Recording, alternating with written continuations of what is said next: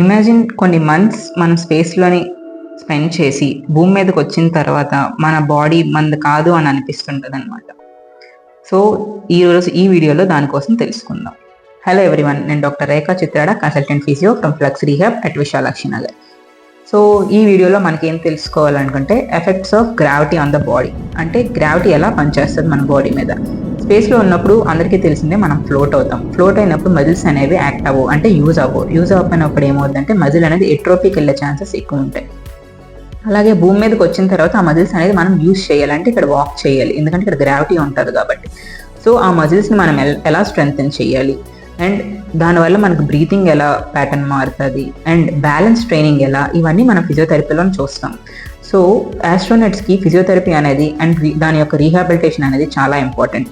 So physiotherapy యొక్క ఆస్ట్రోనట్స్కే కాదు, daily living అంటే ఎవ్రీ ఒక్క పర్సన్కి ఫిజియోథెరపీ అనేది చాలా ఇంపార్టెంట్. సో ఏమైనా అలాంటి ఫిజియోథెరపీ రిలేటెడ్ కండిషన్స్ కానీ ఏమైనా ట్రీట్మెంట్ కావాలంటే కింద ఉన్న నెంబర్కి కాల్ చేయండి. Book and appointment today. Thank you.